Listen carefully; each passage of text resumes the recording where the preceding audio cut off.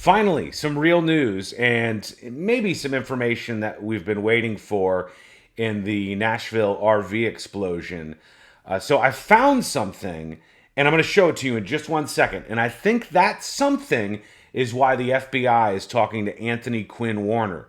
Now, according to CBS News, this is this 63-year-old who is the person of interest in the Nashville Christmas Day explosion.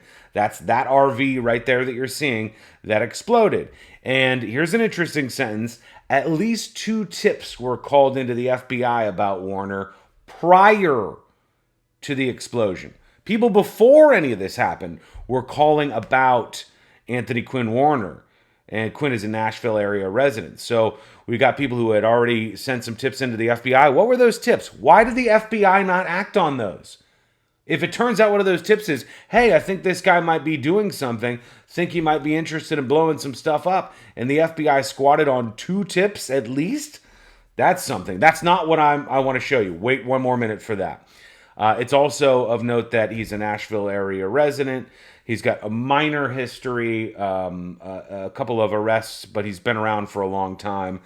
So I look up this Anthony Quinn Warner, the 63-year-old.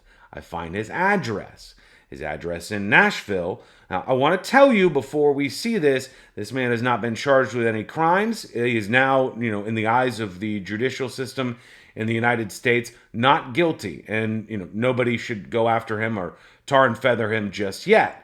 But I think I know why the FBI might want to talk to him. Here's his house. This is the person who's the person of interest in the RV bombing. This is their house in Nashville, Tennessee. But let's look over here a little bit. And what do you see right there? In the backyard of this house, an RV. And I'll be damned if this RV, which says Chateau on it, doesn't look a hell of a lot like this RV that appears to say Chateau right on the front of it. This is Anthony Quinn Warner's house. And in the backyard, whenever they did this crawl for Street View, whenever this latest image was taken, let me see if I can find that out. This was in May 2019. In May 2019, you see in his backyard an RV. It's there in March of 2019, and it looks like it was around March 2019 when he purchased this RV.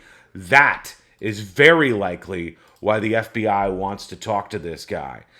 Is that one and the same? Is that the same RV that we see at his house on Bakertown Road that we then see on the scene across from the AT&T place? Does he have any connection to the AT&T place? This is somebody, definitely, that the FBI should be talking to. So we'll see what happens from here. But at least, finally, we have some news. What do you think? Could they have just gotten caught up in the wrong line of thought here? Could this guy be unrelated? What about these 2 tips that were called into the FBI? They had 2 tips before this?